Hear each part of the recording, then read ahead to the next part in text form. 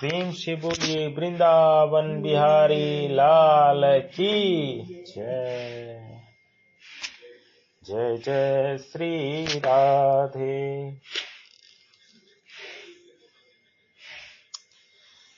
मैं संपूर्ण प्राणियों में समान हूँ।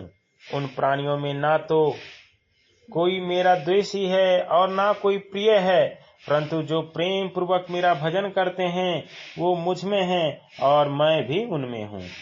मनुष्य भगवान को अपनी वस्तुएं तथा क्रियाएं अर्पण करे अथवा ना करे, भगवान में कुछ फर्क नहीं पड़ता। वो तो सदा समान ही रहते हैं।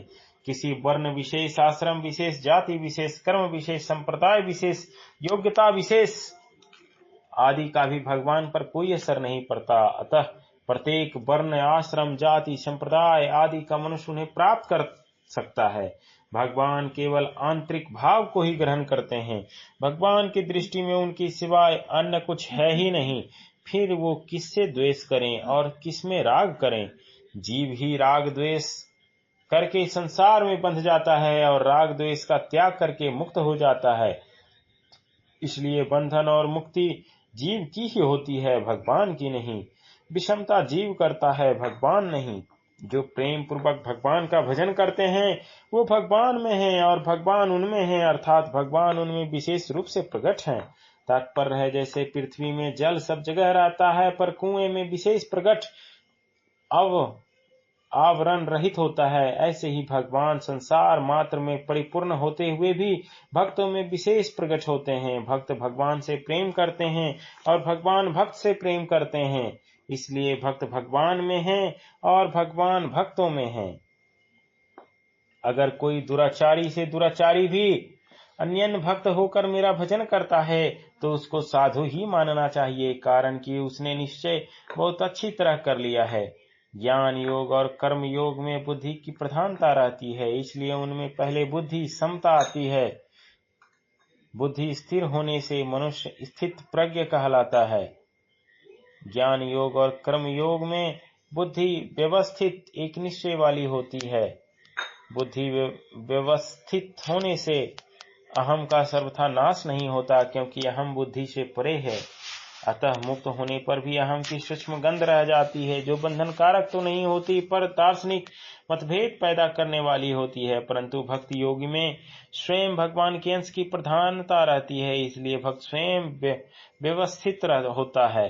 स्वयं व्यवस्थित होने से अहम सर्वथा नहीं रहता, क्योंकि स्वयं अहम से परे है। मन बुद्धि में बैठी हुई बात की विस्मृति हो सकती है, पर स्वयं में बैठी हुई बात की विस्मृति कभी नहीं हो सकती। स्वयं में जो बात होती है वह अखंड रहती है। इसलिए मैं भगवान का ही हूँ और भगवान ही मेरे अपने हैं, यह स्वीकृति स्वयं में होती है, मन बुद्धि में नहीं।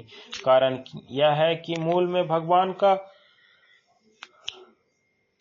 अंश होने से स्वयं भगवान से अभिन्न है। भगवान के सिवाय दूसरे के साथ अपना संबंध मानना ही भूल है, मोह है, बंधन है।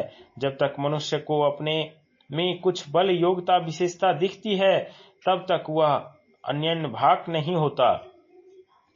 अन्यन भाग तभी होता है जब एक भगवान के सिवाय किसी अन्य का आश्रय नहीं रहता।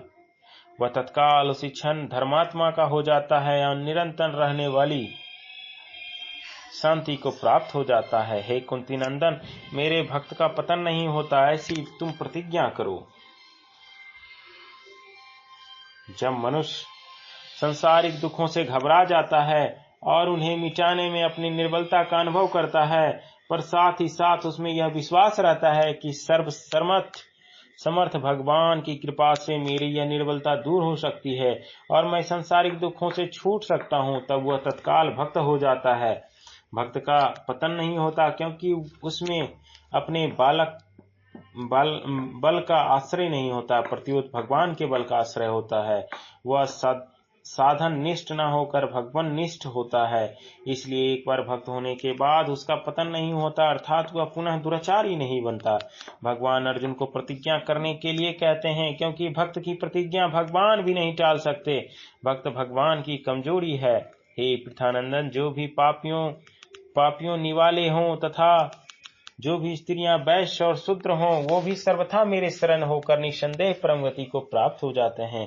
पूर्व जन्म के पापी अपेक्षा भी वर्तमान जन्म का पापी विशेष दोषी होता है, इसलिए पहले वर्तमान जन्म के पापी सुदुराचारी की बात कहकर अब इस श्लोक में पाप योनया पद से पूर्व जन्म के पाप की बात कहते हैं,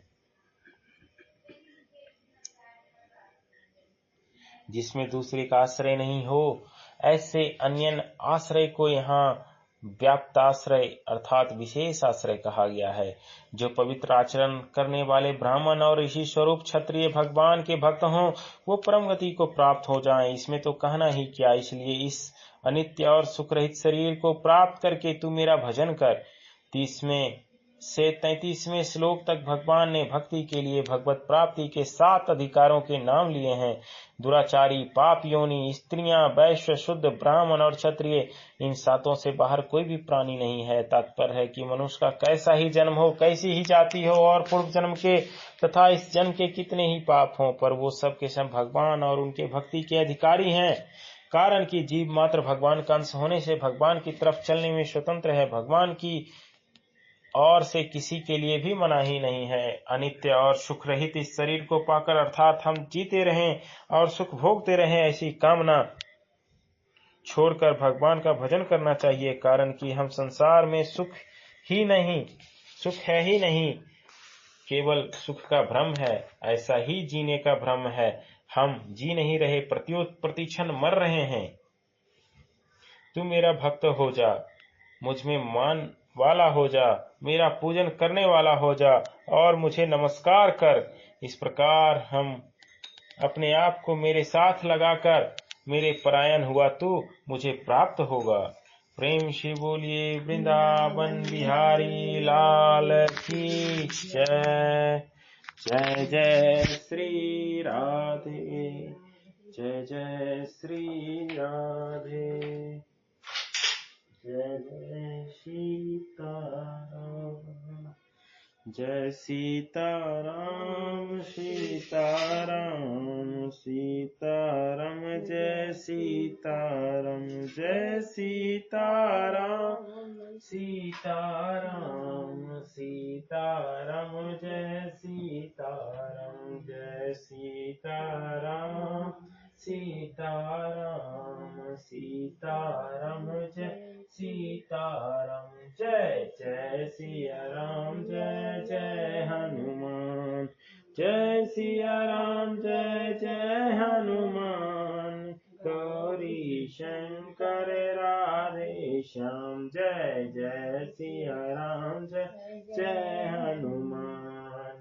गौरी शंकर राधे श्याम, श्री कृष्ण बाबा सीताराम, श्री परमहंस बाबा सीताराम, श्री परमहंस जी बाबा सीताराम, श्री दरबारी जी बाबा सीताराम, श्री कुमार जी बाबा सीताराम, श्री सर्वजीत जी बाबा सीताराम, श्री विद्यार्थी बाबू सीताराम, श्री राजकुमार जी बाबा सीताराम, श्री सिद्धेश्वरी बाबू सीताराम। जय जय श्री राम, जय जय हनुमान।